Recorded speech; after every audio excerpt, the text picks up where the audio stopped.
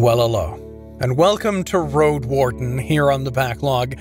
I still remember when I found a whole pile of text-based adventure games that didn't have flashy graphics, they didn't have sounds or music at all, but I can still remember the stories they told. Because using your imagination, and only your imagination, very, very surely cements those stories into your mind. And Roadwarden is trying to hark back to those days, and from what I've heard, does an amazing job. So I'm excited to dive in. Let's play some Roadwarden. Now, I have played through the introductory where you get some food and a gambeson and all of this stuff and our stuff in our inventory. We've got some rope and weapons, that sort of thing. We have met here at this camp where we've met the garrison that was supposed to be here.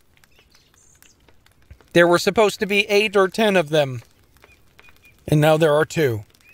They had a Roadwarden. The Roadwardens were like, think of the postman from, what was that, Postal? That movie where oh, hello, welcome, Hexavan.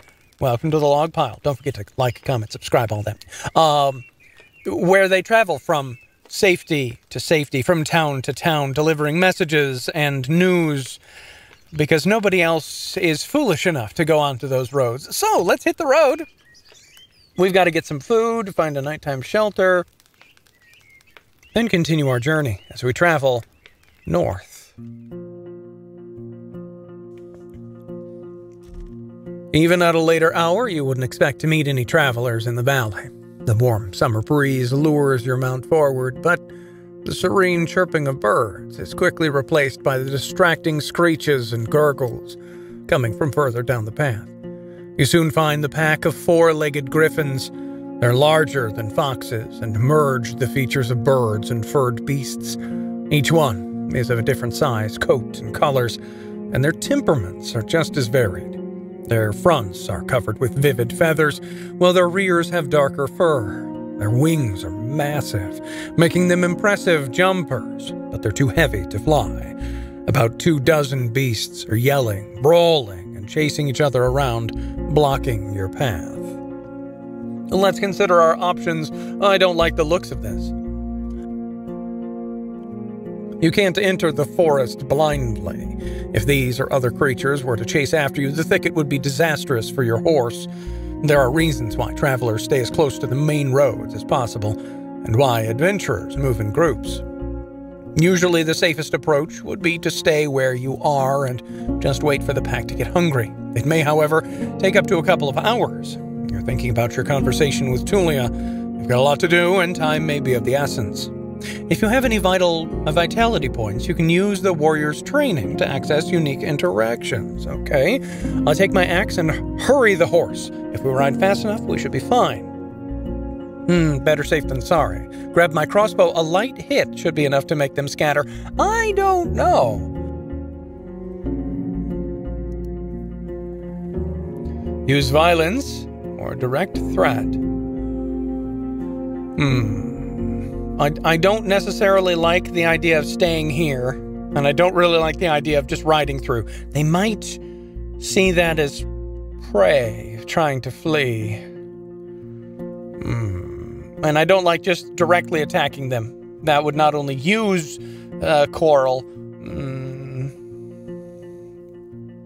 Let's be bold.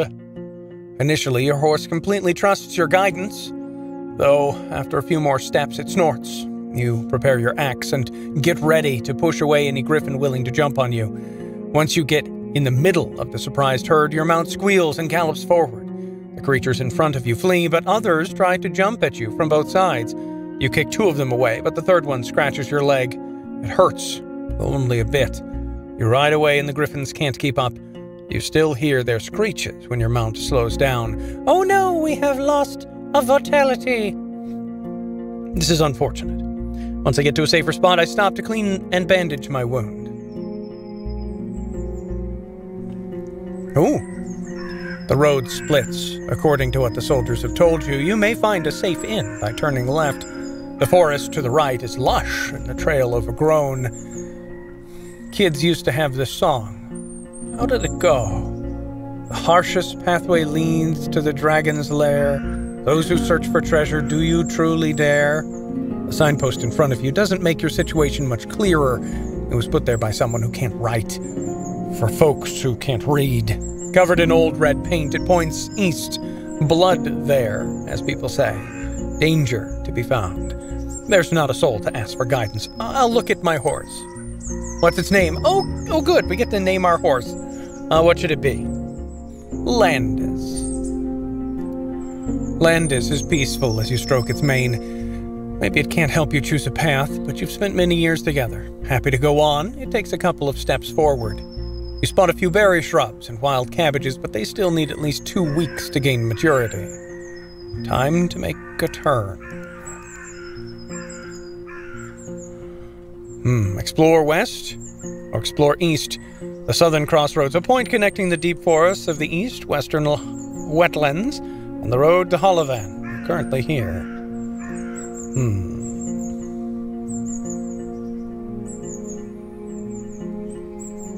We could wait. We can look at our character here.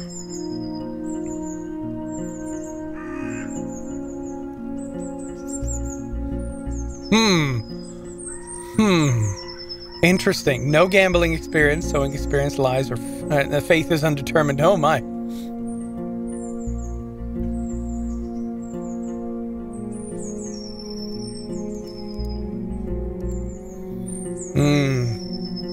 Let's head east. It seems the path more trodden.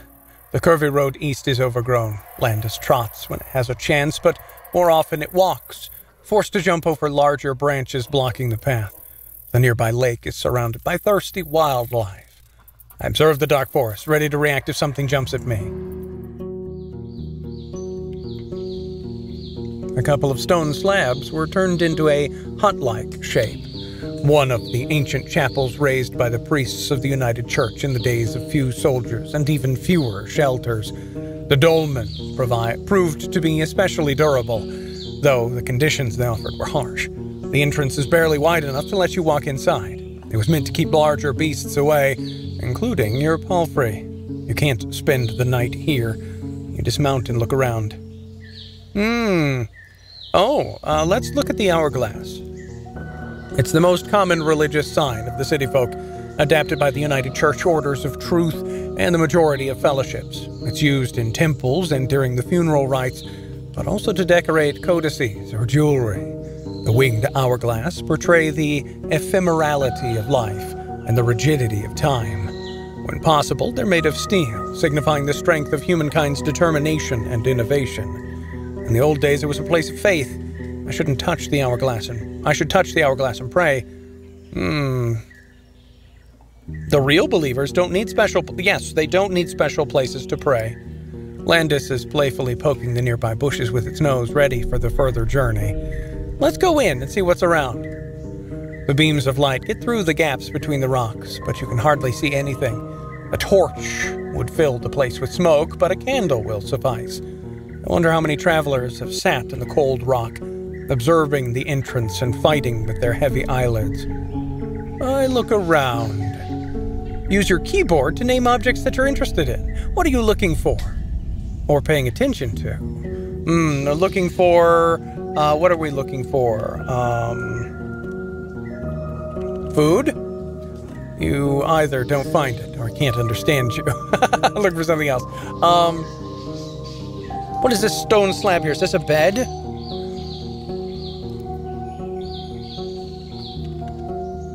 There are no doors in the walls, and considering the size of this dolmen, it has only one chamber. Okay, what about candle? Torch?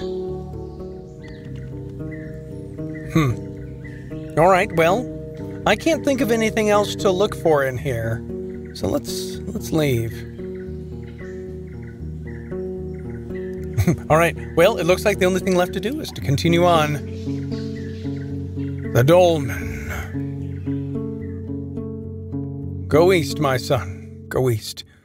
The neglected path barely finds any space among all the hills, trees, and streams. There is a deer on the ground. lying in a red puddle, surrounded by a small pack of creatures which notice your presence quickly. There's about 8 of them, with thick furs and shades of brown, gray, and black, and hairless faces with small eyes and large mouths, currently stained by the blood of their prey. Some of them move on all fours, while others comfortably stand on 2 feet. They are 2 to 3 heads shorter than you, but it's your mount which truly towers over them, and you see how a couple of the beasts take a few steps back, grunting and glancing at one another. The one with gray fur shouts, and the others move toward the rocks and sticks which are piled on the road. They hold them awkwardly, and some struggle to maintain a straight posture, leaning on their new weapons for support. Then, almost all of them spread to your left and right, blending with the shrubs loudly. Only 2 of the apes are standing still. I can turn around, or I can be bold again. That worked out so well the first time. Let's go! Landis tries to turn around, but loyalty follows your directions. I charge at the goblins in the middle of the road. I scream at the pack, shaking my weapon to try to scare them. I may still have some time to load my crossbow. I throw some food. Maybe they'll leave me alone. I look behind me, just to be sure they're not already there. I make a few threatening swings, focusing my attention on the beasts that enter the forest. I dismount and prepare for combat. Oh no, let's not do that. Let's scream. Shake the weapon. You do your best, raising your voice in a fierce shout and showing that you're ready to take them down. The gray goblin seems unmoved, showing you its long tusks and swinging its arms. And its younger companion looks around, grunting, but then stays in place. The gray one then focuses its attention on you, or rather, something that's just behind you. Then you get stabbed in the back, literally. You turn around, seeing a goblin that, as far as you can tell, was not a part of the group surrounding the carcass. It's holding a wooden spear, or rather a pointed stick, longer than the creature is tall. Your armor was able to reduce the impact, but you feel the pain from the hit. And you can tell that the linen was torn. You'll need to find someone able to fix it. You wonder how many of them are still standing among the trees. I can't win. I can't run away. I rush Landis forward. Your mount speeds up, though it doesn't have enough space to enter a gallop. You prepare your weapon. Well, you may have hundreds of hours of training behind you. Hardly any of them happened in the saddle. You do your best to focus. The younger goblin attempts to stop your horse, but the strike it receives sends it into the nearby bush, screaming in pain. The gray one, however, manages to grab your boot and is now trying to keep up with your speed, making one long leap after another. The first strong swing of your axe wasn't able to reach the target. A spear would do better in this scenario. Aim for the head, kick it off. I have to ride faster. Kick it off, yeah. You swing your foot around, or at least you try, overwhelmed by the weight and muscles of the beast. Before you manage to land a hit, your leg is already in great pain. The beast, however, gets scared. It lets go of the boot and leaps away. Landing in the 2 hind limbs, it shouts after you, but stops its pursuit. Though it hurts, your leg is free. The road is clear. We ride as fast as we can. Get out of here! For a few more moments, you hear the angry shouts and screeches, but soon after that, it's again only you and your mount. Time to see where we're going to find down the road. We need a place to rest. Oh no. A round pine tree blocks the road. For a wayfarer, walking over the thin branches at the top is not much of an issue. Even Landis, led on a rope, could walk around the stump, but a large wagon couldn't move onward in one piece. At least, not without detaching the mules, unpacking all of the wares, and moving everything by hand. Cutting a tree into pieces would take hours, even with proper tools, and you can't help to move it with just the muscles that you and your mount have to offer. Ooh, I could consider washing myself in the river. That might be good. Let's look around first, though. What do you investigate? The tree, the stump?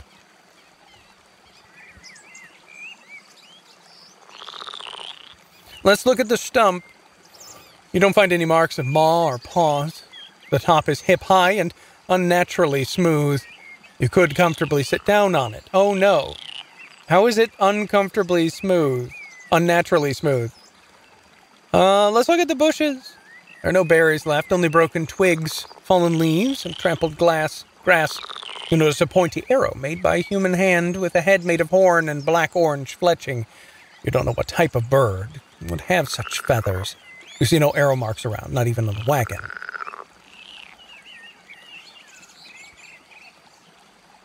I think I know what happened here. What do you think has happened to the tree? Was cut down to set up an ambush. It was broken by a monster. It was broken by the wind. It was dying from an illness. It's impossible to tell. No, it was cut down to set up an ambush.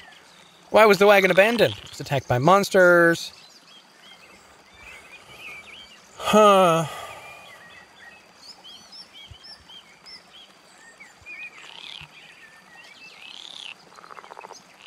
Yeah, the owners had no time to move it, so they left it behind. What was originally transported in the wagon? Oh, I don't know. Actually, I have second thoughts. Let's look at the wagon. The planks are still firm and there's no mustiness in the air, but the vehicle needs just a push to fall to pieces, like a child's toy with nothing to keep the parts together. There are ways to construct a wagon with just wood, leather, and fiber, but you find the marks of hinges, braces, nails, clamps, which are now all gone. The wheels are missing their steel rims. You find only one linen bag, empty and moist. You can't estimate how deep the tracks are. The ground was hard, so the cart's weight wasn't a significant factor. Joy. Let's check out the river. It would only take 2 steps to disappear into the deep water. The rocky bank smells fresh, and is filled with the sounds of frogs, insects, and birds. It's not a good spot to quench your thirst. The beds of long kelp pulled by the flow of the river are crowded with fish and 4-legged creatures that you don't even recognize. You keep an eye on the land. There's no carcass in sight and no signs of shells that would be left nearby.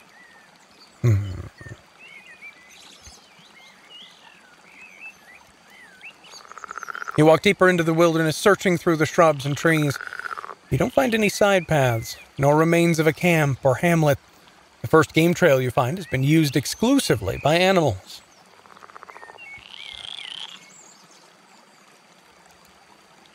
The rocky wall isn't much of a challenge.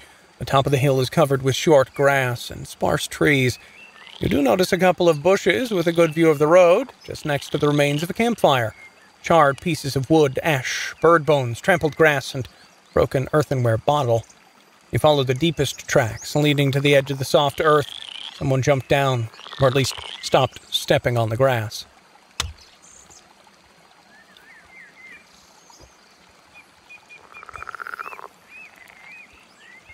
The leaves are not completely dry, and when you break one of the twigs, it still contains water. There are no signs of sickness that you can recognize, and the termites and other bugs are still sparse beneath the trunk. There's no blood, no banded limbs. All right, the tree was cut down.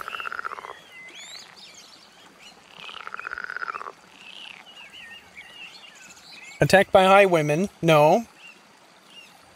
They had no time to move it, so they left it behind.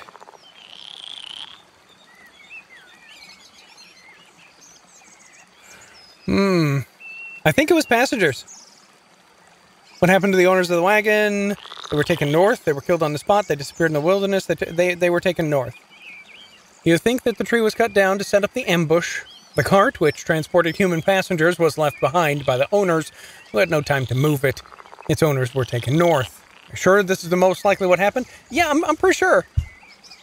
Well, you can't be sure of what really happened here. You don't think there's much left for you to find. Let's hope you haven't missed anything. I consider washing myself in the river. Yep.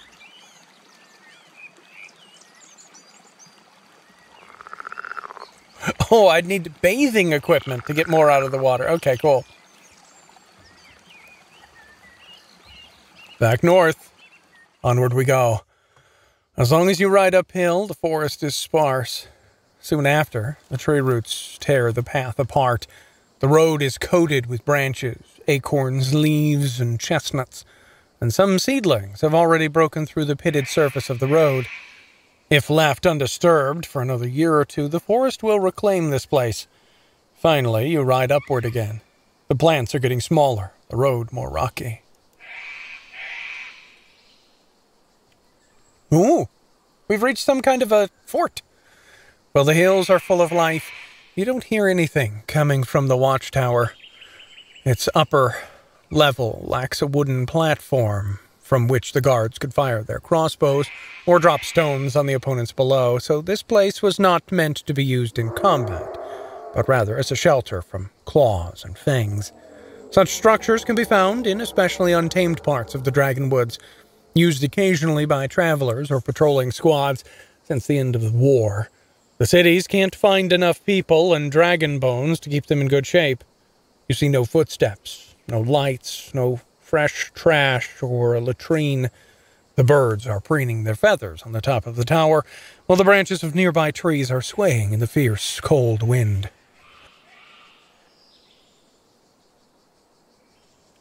Yeah, let's look for the tracks I saw near the fallen tree. The tracks lead here, through the narrow gate, then west. The hard heels are especially noticeable.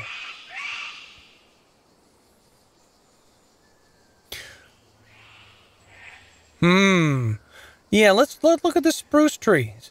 It must be a human-made copse. Only the smallest of the spruces are out of order, born of wild seeds.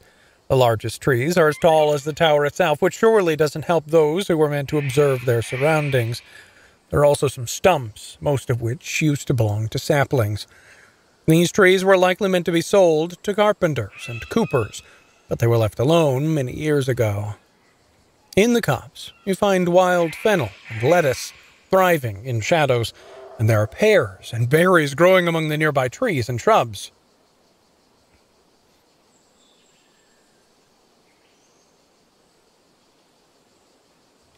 And I can't eat any of them? Oh, man.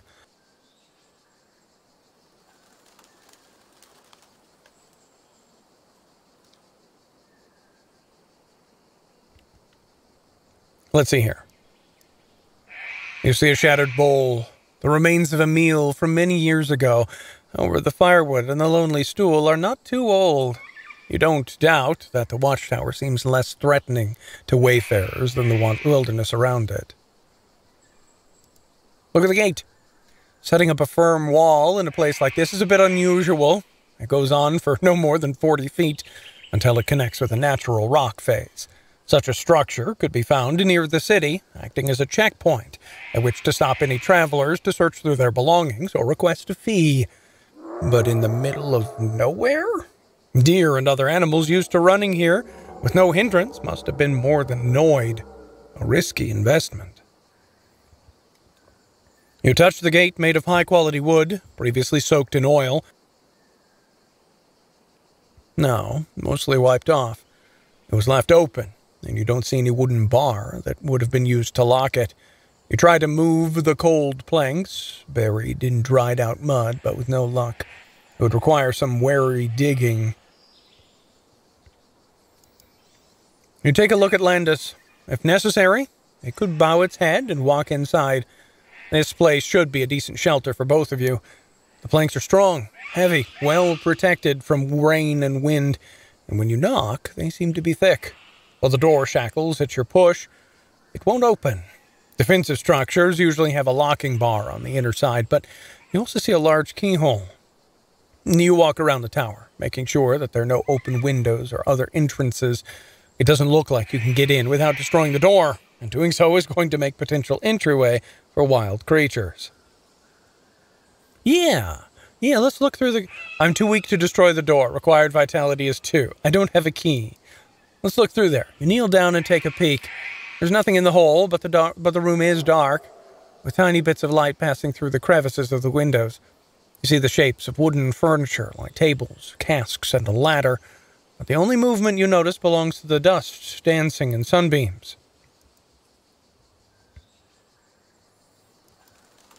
The blanks and letters are damaged by decades of rains, frosts, borers, and claws. You scratch off some of the moss. There are 3 planks on the signpost, each one pointing in a different direction. The letters don't tell you anything. The plank on the top points both south and north, but there are no pictures that would tell you anything more than that. The one beneath it points east, and there's a word written in blue paint. The arrow here looks more like a magic wand. The bottom plank has a picture of a tall tower surrounded by little houses and points west. The wood is covered in red paint, suggesting danger. Oh, hello, Timur USA. Welcome to the log pile. 11 hours, 30 minutes before dusk, day 1. All right, let's keep traveling. I think we'll just keep going east. Yes. The first part of the trail is narrow and overgrown. A steep crag in the south divides the lush forest in half. You barely recognize any shapes in the entanglement of grays, browns, and greens. The northern landscape, while similarly impenetrable, is the exact opposite, barely covered by grass and bushes. Maybe the riding ibixes of the clanspeople from the growing mountains would get through such a barrier. There are no clans here, however.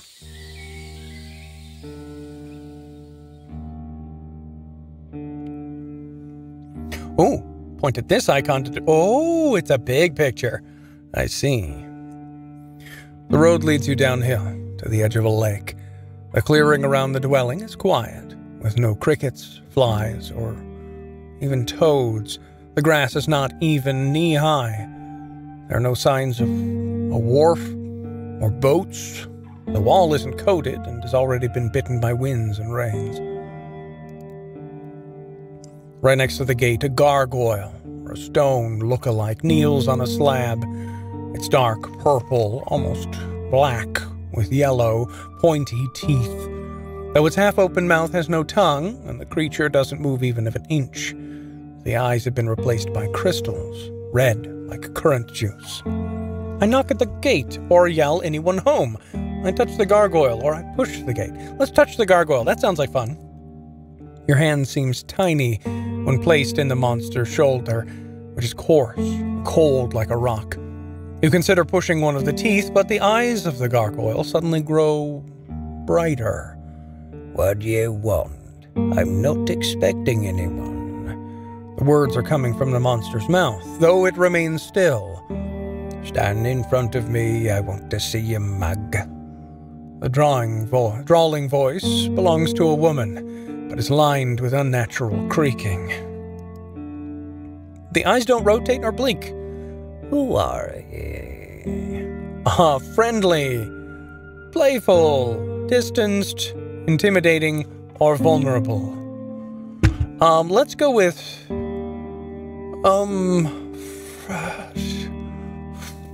vulnerable. Let's go with vulnerable. I'm almost dead, so let's go with vulnerable. I introduce myself. I'd like to ask a few questions, if that's fine with you. Is that so? My house isn't a shelter for vagrants. You need to stay somewhere, go back to the tower. Do you even know who I am? I don't. I'm afraid. I'm just getting to know the realm. So, you lost your way, and now you're wasting my time. I'm Eudocia, the only enchantress he finds in this land, and you're disturbing my work. I don't see people in the middle of the day. Return in the early morning, or a few hours before dusk if you have to. Best yet, don't bother me at all. The monster's eyes darken again. Your mount is ready to ride away. I wait for as long as it takes for her to let me in. It will make her angry, but I'll touch the gargoyle's head. I'm afraid I have to speak with you right now. Okay. Or we could just leave. We can always just travel away. Always an option. Well, we're going with boldness during this run. So let's see if we can make her angry. A long pause until the monster's eyes glow red. Go inside, I'll be with you soon. The monster's eyes darken again. Soon after, you hear heavy steps, and the earth shakes. Something lifts the beam blocking the gate. You realize your hand is already on the haft of your axe. One day, such instincts are going to save my life. Yeah, probably. But she's probably more powerful than I am if she's got a whole glowing gargoyle thing and is willing to let me in.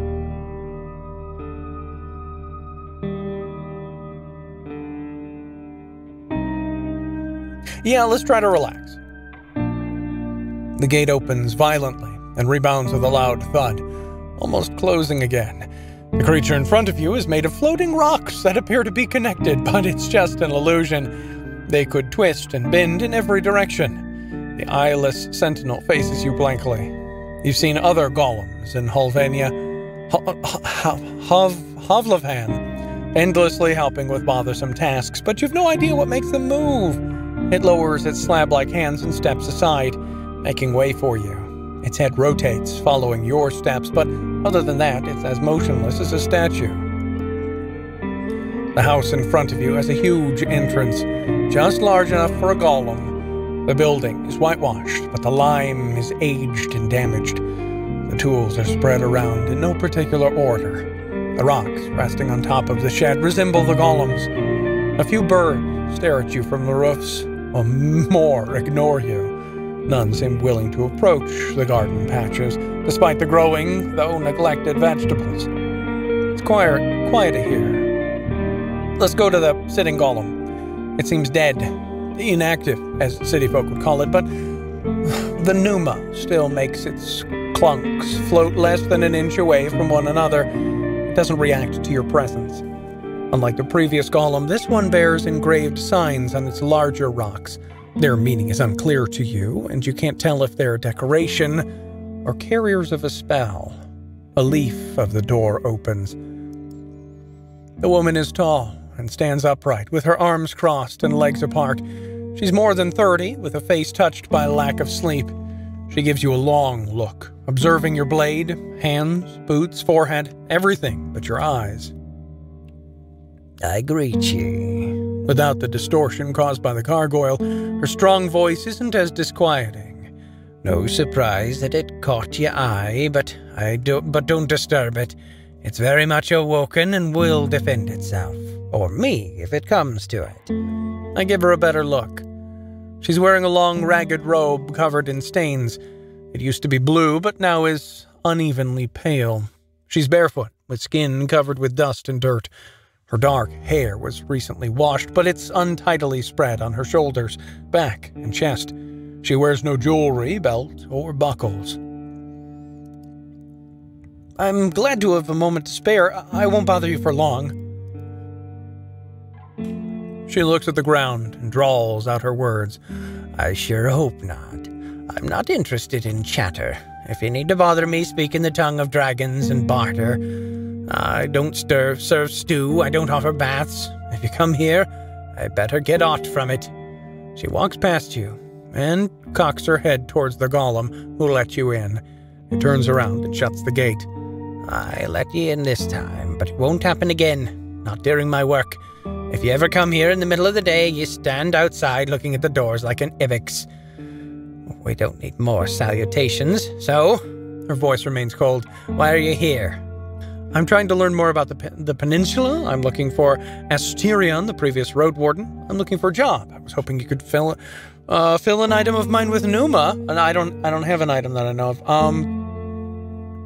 Yeah, let's look for Asterion. Nah, he's not here. Not even a mouse in my shed. She meets your eyes. Yet gray irises remain absent. Her sigh turns into a snort. Aught else? Do you have anything interesting to sell? I'm not really sure if she's interested in selling stuff, but I don't know.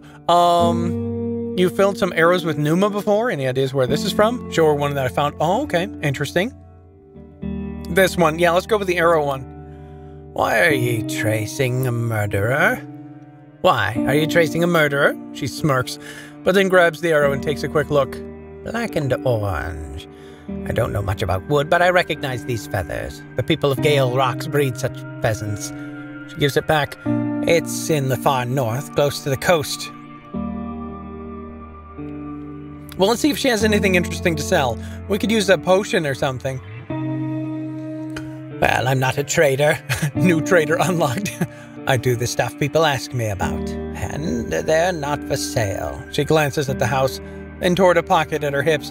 There's but one tool I'm willing to part with, for 10 bones, but it's for spellcasters only. She reaches out to you. On her open palm, you see a flat, small pebble, bluish, but in no way unusual. You put it in your mouth and press it to your palate. No chewing. She smirks. If you're a sorcerer, it will restore your numra. Okay.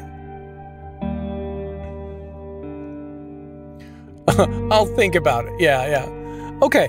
So let's see what do I have in my inventory here? Oh, I've got the winged hourglass. I've got a couple of coins, a couple of food rations. Not much. Yeah, do you got any jobs? She stands still for a moment, then cocks her head to the side. I've got some stuff that could use another hand. You up for some danger if it comes to it? You nod and ask what sort of creature is bothering her. Nah, I meant riding and climbing. If you can do it without grabbing that axe of yours, fine. Now give me a moment. She opens one of the heavy doors to her house, and you catch a glimpse of a messy bed and a floor covered with clothes. After a minute, she shows up with a large sack filled with rods made of smooth, clean bronze. Here's the gist of it. I need you to get to 8 spots across the peninsula. High buildings, trees, mountainsides. I don't really travel much. She lets out a confident chuckle. In the wetlands, so I can't hold your hand. I need one of them in white marshes, in the wetlands far west of here. Other than that, you need to keep your eyes open. She takes one of the rods. Once you reach a good spot, place one of these as high as you can. I'll pay you in dragons, 2 for each one. But place at least 4 before you come to see me. I need as many of them out there as possible. Oh yeah, what are they for? Well, there's magic in them, as you can imagine. You weigh a rod in your hand. Even though it's more than 2 feet long, it's light, empty inside. You could bend it on your knee. The bag also contains a long hemp cord and a strap of cloth. If I were to send my golems away, let's say a mile or 2 from here, they'd stop moving at all, waiting for me to show up. She approaches the nearest sentinel and touches its chest. They carry similar rods inside, so the plan is to give my orders better range, so to speak. I'm tired of depending on hirelings, especially since they no longer stop by. She leans against the golem with her arms crossed. Questions? This is a good question. Yes, are you crazy with power? But no, let's do this one. She gives you a puzzled look. Wardens do have their ways to get on people's good side, correct? I may be forced to pull some strings to get it done. 2 dragon bones won't be enough. You haggle for a bit, but her distrust is like a wall. She waves your arguments off. I'm not a merchant. I don't gather coins for the thrill of it. I'm putting almost 20 dragons on the table here. Should be enough to do 8 rods. And I may prepare aught else for you. How much time do I have? Oh, don't worry about that. She dusts off the golem's arm, let's say, before the leaves turn yellow. Okay, good. Great, just don't die on the road. This bronze cost me many favors. And be sure to leave one of the rods in white marshes. All right, sounds good. I know why she lives so far away. She's grouchy. Don't want to pry. She's not going to let me rest. We got plenty of time to rest before we go anyway, so let's go. I think we're ready to travel. All right, yeah, let's head north of the thing here.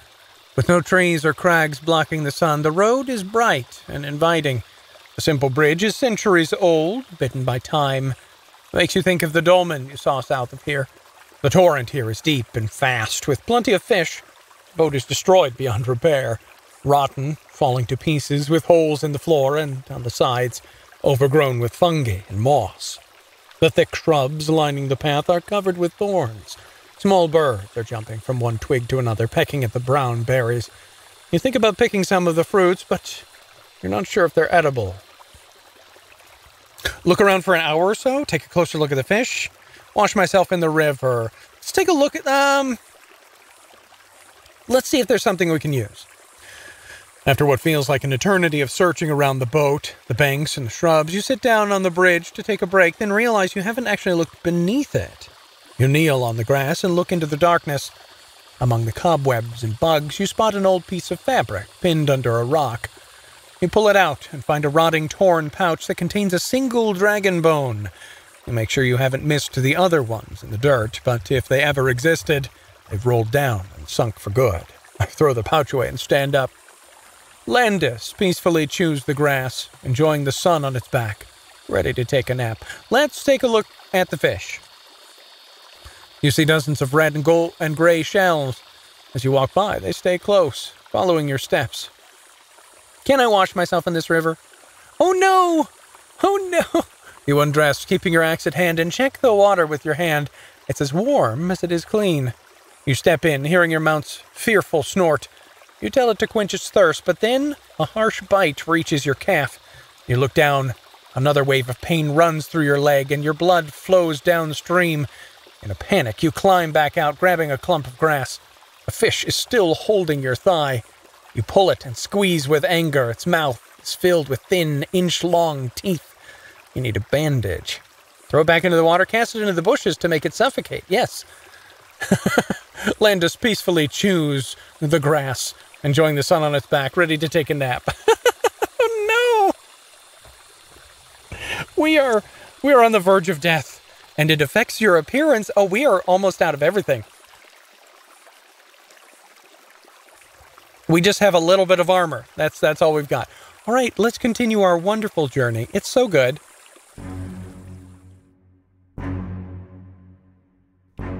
The gentle road leads downhill, getting greener and less rocky. The further north you get, just in case your eyes run towards a few drier parts of the meadow, and you instantly shout at Landis to make haste. A pack of short-haired wolves, at least 20 members strong, is chasing after you. Their coats are a mixture of yellow, black, and white spots, as if someone threw mud and paint at them. They move toward the road with a human-like speed, and you realize only some of them are running straight at you. They're trying to cut through my path. If it wasn't for your palfrey, the beasts would have already caught up with you. Their trap was perfectly set up, not leaving you any path of escape. Your terrified mount is disciplined enough to stay on the beaten path, and even though one of the big-eared wolves almost sinks its teeth into your mount's thigh, you manage to squeeze between the hunters. In the next few minutes, you do your best to get further away. And while your gallop is indeed faster, the wolves easily shorten the distance by moving through the sparse forest. You ride past a wooden cabin placed in the clearing at the bottom of a rock face, but you can't stop while the pack is at your back. Maybe I'll leave something I could use here. Maybe I have something I could use here. Yeah, like what? You think about your sacks and bundles, but the pack won't wait for you to sort things out. The group gets larger the further you go, as even more of its members, previously hidden among the trees and grasses, now join the hunt, allowing their tired family members to slow down. You may be able to lose them after some time, but scaring or wounding some of them may force them to give up on their prey sooner. Yes, my crossbow. You reach for a drawn crossbow and bolt, then lock your sights on the closest creature. You wait until you learn its rhythm, then shoot once it's midair. The arrow flies through the wolf's flesh, causing it to let out a pained cry and plunge to the ground. Its concerned allies howl with fear and anger, while a few of them try to keep up. Many more stay behind and surround their pack member, protecting it from potential threats. After another few minutes, you're alone again. This time, at the edge of the hills. Landis is tired, but patient, more happy to survive than it is angry at your wanderlust.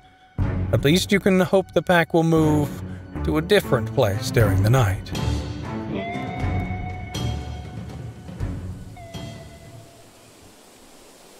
The valley is flanked by the hills. To the west, the grasses and bushes blend into the horizon and turn into another part of the forest.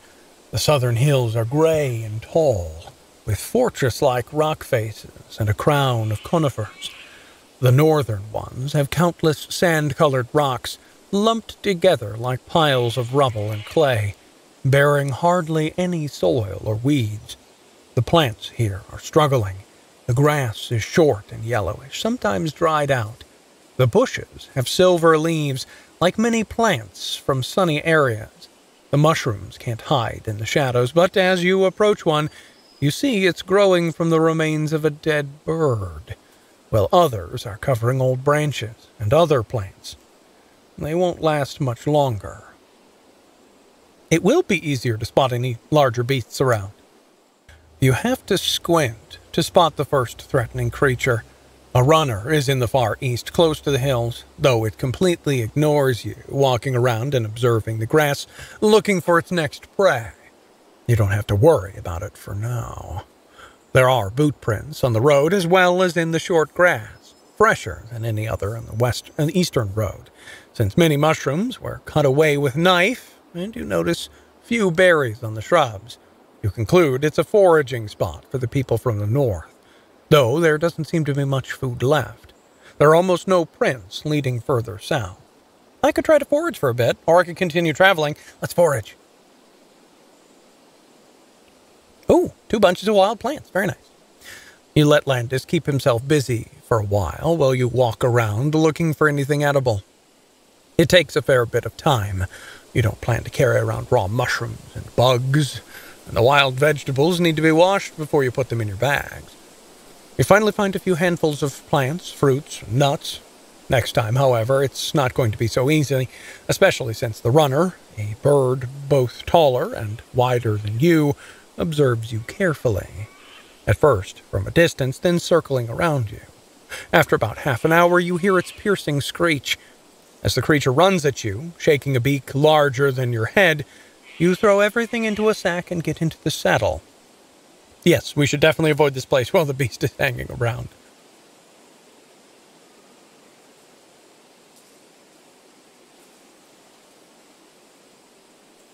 All right, so now we've uncovered a cabin where we can spend the night. Possibly. And we found a place to forage. But no place to properly sleep. Let's keep going. The air is humid, but fresh, vitalizing. The light touches the road and shrubs, blocked only by the single willow, wild and untrimmed. You're by a lake, too large for you to see its other bank, but the local soil isn't too fertile. There are only a few trees on the horizon, while the struggling bushes and grasses fight with layers of rocks. The path leading further north is green, bright, and calming. A gray rabbit is cleaning its fur near the brook, but the sound of hooves makes it hop toward the nearest shrub. Right after it sinks into the leaves, you hear it squeal. Cut off quickly. Whatever its hunter was, it leaves behind only the rustling of the thicket and a trail of blood. You wait for a long minute with a hand on your axe, but the creature doesn't return. You relax a bit and turn towards the stone statue of a young woman. Yeah, let's get closer to it. Check it out. Such a monument would be a better fit for a temple or a rich city folk's house. Here, without any cover, it's already losing its shape from the rains and dust. Chunks of the face and hair have already broken off. It has detailed eyes and human-like protrusions, and the clothes are like fabric, petrified by a spell. The statue carries the usual traveling equipment.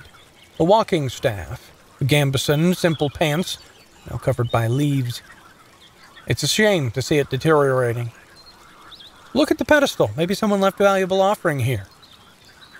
You dismount and approach the bushes covering the legs and the pedestal. You see some old wooden bowls, as well as rocks.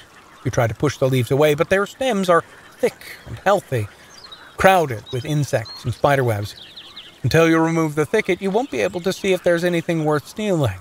Thankfully, there are no thorns, and the touch of leaf doesn't make your finger itchy. An abandoned statue needs no gift. I do consider washing myself in the stream,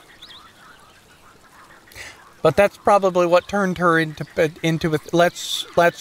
I'm too tired to clean the statue with my axe. Oh no.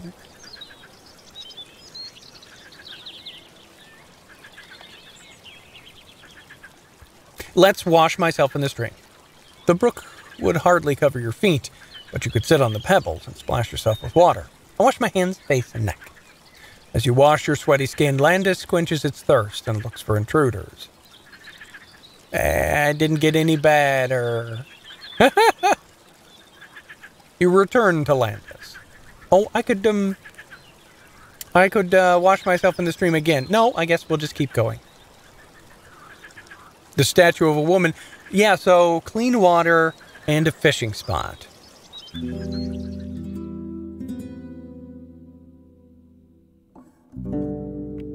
The lakeside is filled with the chirping of cicadas and crickets, as well as the roaring of beasts from the hills. The tall yellow grasses are interwoven with flowers and bumblebees, while the peaceful water shines just as much as the wings of dragonflies. This road is often traveled, and the clatter of hooves carries far. Thanks to the vast field view, the creatures hiding in the meadows are unlikely to jump on an animal as large as Landis. In the distance, you see a palisade and a large building set on the side of a crossroad. Once you get closer, you hear a conversation from behind the wall. Two men are arguing about if they really just heard a horse. Hello? Landis carries you toward the opening gate on its own, welcoming an opportunity to rest by pushing out the air loudly through its nostrils. A nearby wooden pen wouldn't offer much space for a horse, but should be enough for grazing and a nap. As you dismount, two men get up from the front stairs. Their clean-shaven faces reveal that they're in their early 20s. The first one is taller than you, broad-shouldered, and wears a light brown pants and a darker jacket, both of them made of leather. With an inviting smile, he gets up and moves to open the enclosure. His steps are heavy and slow, but every movement is marked with care, ensuring he won't knock down anything or anyone. The second man looks as different from his colleague as the sun from the moon. He's unusually short, wears a heavy cloak made of black fur, so large it could cover his entire shell. He opens the door of the building, hides his hand, and peeks into the room. Foggy! Oh, sorry. Foggy! His voice is shrill and unconcerned. A messenger! Come! I take off some of my bundles, let my horse rest. A hanging barrel sways in the wind, marking the place as an inn or a tavern. The building resembles a merchant's house from Havlavan, whitewashed and with oiled, elegant wooden beams. The fragile walls are high enough to avoid floods and snow, but you've no doubt that a troll or even a pebbler would easily break through them. The palisade is short, has hardly any support, and has no walkway for crossbowmen, hardly enough for even a makeshift hamlet. Yet it's the open harbor that makes you uneasy.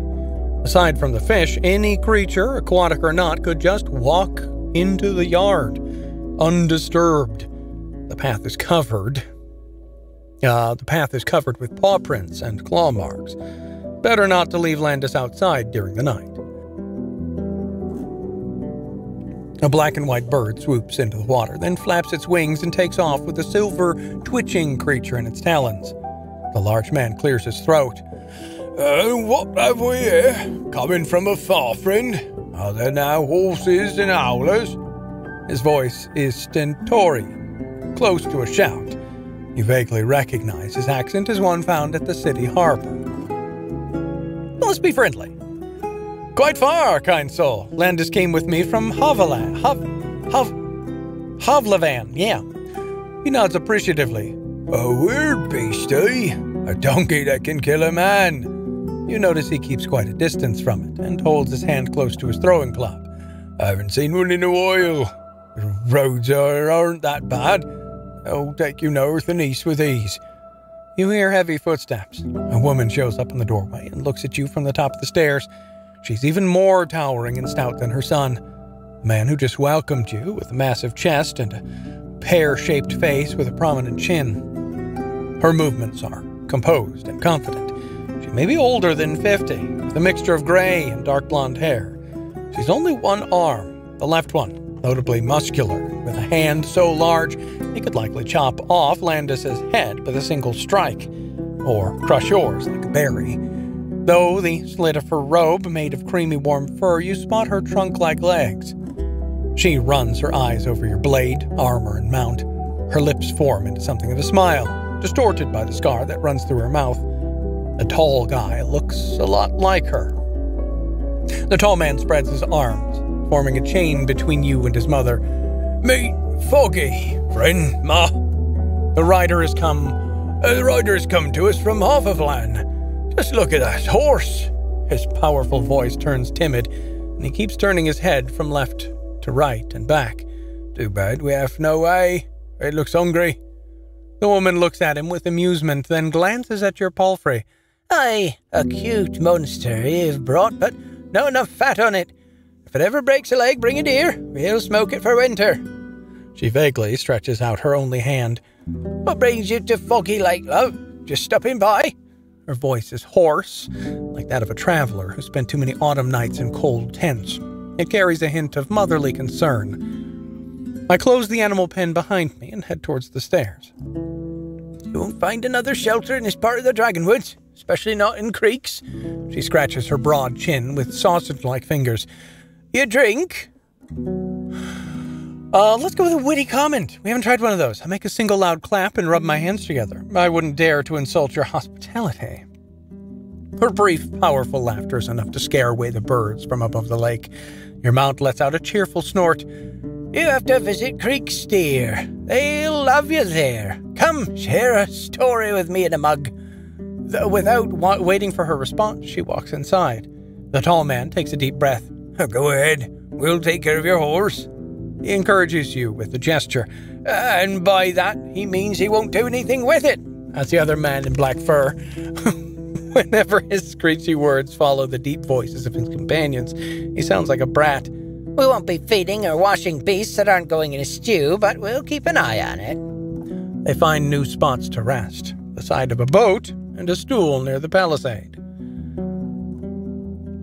Without another word, let's go up the stairs. The narrow, segmented window shutters let in a lot of light without letting the beasts inside. The air is humid, but carries not a hint of putridity. The heels of Foggy's boots make her steps thunder, even though the planks don't creak. Make yourself at home, she says without looking at you, heading to the trap door in the corner. I'll just grab a little something. Your ears catch the screeches of hunting birds and the wind that leaks through in the windows, but other than that, the room is quiet.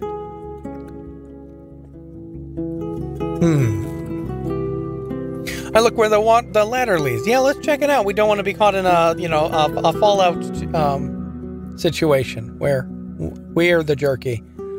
You climb up the simple rope ladder and reach the attic. It smells like a haystack. The floor is covered with animal furs, bags, and clothes. There's a soul sitting in a corner. A bearded man in his 20s who only has the right hand, though, unlike the tavern keeper, he has kept the rest of his arm. His sleepy eyes observe you without a word. After he greets you with a nod, he starts to put on his boots. Oh, what's in the basement? The meager light hinders your view. There are dozens of barrels, sacks, stone tools, bowls, and pieces of roasted fish or bird meat. Foggy notices you, but doesn't say anything. She looks for something among the bunch of bottles. There's a couple more animal trophies placed in the top of the barrels and leaning against the walls. Fangs, claws, monster heads, and a lizard skin. Quite a collection. You take a glance at the blood on the table, the scattered yellow feathers, and a bowl of guts and talons. You find yourself a clean stool. Foggy shows up soon, smiling, holding 2 cups in her hand, a bottle in her fingers, and a cloth under her shoulder. She puts everything on a stool and wipes the table clean. Forgive the mess, just a part of the job, she explains without a hint of apology. I'd rather dress birds in the yard, but the blood lures beasts. Sometimes the folks from creeks bring us meals, but we need to take care of ourselves. She throws the bloody cloth back into the bucket, making a splash, and sits down on a stool, making it look like it was made for a doll. She rests her elbow on the table and looks at you in the eyes. Her voice is warm, yet intrusive. So who am I dealing with? The bottle removes its seal, seemingly by itself. The wax floats in the air briefly, then lands on the table gently. Without a word, she pours a thick liquid into the cups with her only hand. It doesn't offer you your drink just yet. Yes, gotta find the Roadwarden. She looks at you for a longer moment, without the slightest movement. And why do you think he's here? I'm not saying that I do, but maybe you know where I can find him. Is he here? I'm just asking around. No, let's go with this one. I misunderstood you. She shakes her head and leans on the table. I don't know his whereabouts. He didn't tell me a thing more than I needed to hear. When was the last time you saw him? She glances at a window. Same as the others. In the late days of spring. We were waiting for his return, me and all the villages, then moved on. I have no idea where he went. All of the villages, you say? She turns toward you with the fierceness of a bear. That's what I said. What can you tell me about him? Oh, yeah, did he do any jobs for you? She presses her tongue against your cheek and lips. Well, I'm not sure. He was bringing me news or delivering my messages. Sold me some stuff, sometimes. Bought a thing or two. His life wasn't really that riveting. Just another mug guzzler, sitting in the corner, patching his clothes. Did he sell you anything unusual?